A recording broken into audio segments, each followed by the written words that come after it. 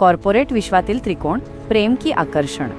एका मोठ्या IT हबमधील कांचनवृक्ष इमारतीच्या 18व्या मजल्यावर स्कायलाइन कन्सल्टन्सीचे ऑफिस होते.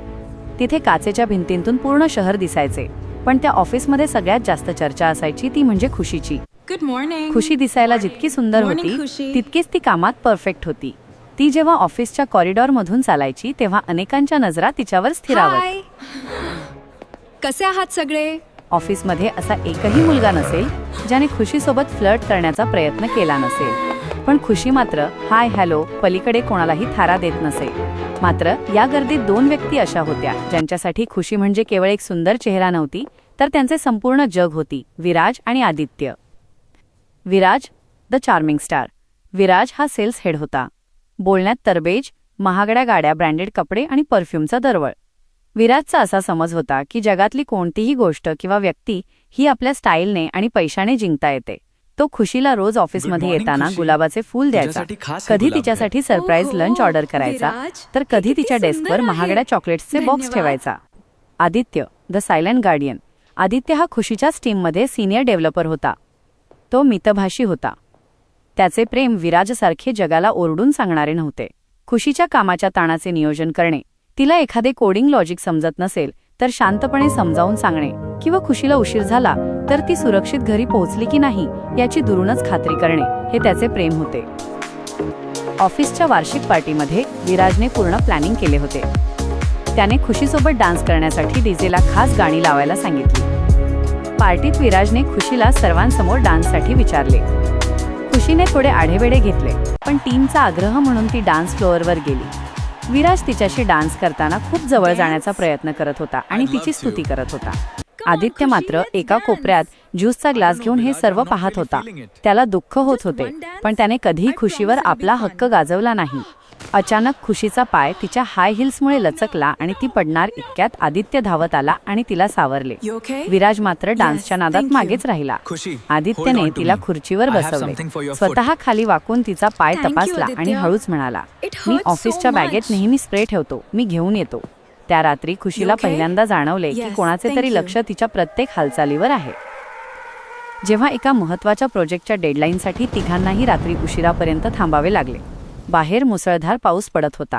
काम संपवून निघताना खुशीची तब्येत अचानक बिघडली. तिला थंडी वाजून ताप भरला होता. विराजने लगेच आपली आलिशान गाडी काढली.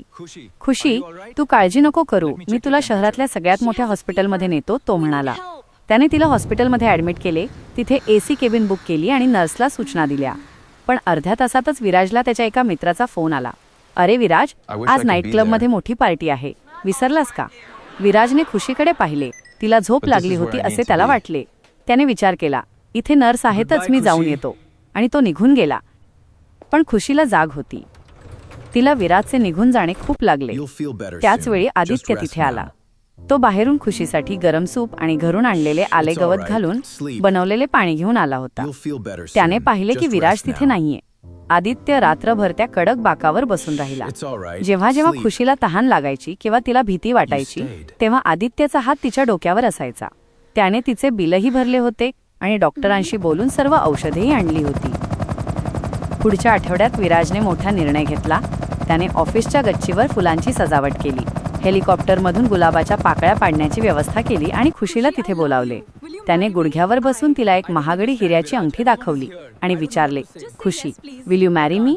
मी तुला राणीसारखे ठेवेन. ऑफिसचे सर्व लोक जमले होते. सगळ्यांना वाटले खुशी हो म्हणणार, पण खुशीच्या नजरा गर्दीत कोणाला तरी शोधत होत्या. तिला तो आदित्य दिसला, जो लांब उभा राहून डोळ्यांत पाणी आणून तिला पाहत होता. खुशी विराजकडे वळली आणि शांत स्वरात म्हणाली, विराज, लग्न हे राणी बनण्यासाठी नाही, तर अर्धांगिनी बनण्यासाठी करायचे असते. तू माझ्या सुखात नक्कीच सोबत असशील, पण माझ्या आजारपणात आणि संकटात तू मला एकटं सोडून गेलास. मला असं प्रेम नकोय जे फक्त उजेडात दिसतं. ती विराजला सोडून चालत आदित्यकडे गेली. आदित्य गोंधळलेला होता. खुशीने त्याचा हात हातात घेतला आणि विचारले, आदित्य, तू मला आयुष्यभर विचारणार नव्हतास का? खुशी, तुला काय वाटतं, मला मला माहित तुझं ते होतं. चोरून बघणं आणि माझी काळजी घेणं समजत नव्हतं. आदित्यच्या डोळ्यांत आनंदाश्रू आले. त्याने तिच्या हातावर हात ठेवला. खुशीने सर्वांसमोर जाहीर केले की मी आदित्यशी लग्न करणार आहे, कारण त्याला माझं सौंदर्य नाही तर माझं अस्तित्व प्रिय आहे. काही महिन्यांनंतर खुशी आणि आदित्यचे साधे पण सुंदर लग्न झाले.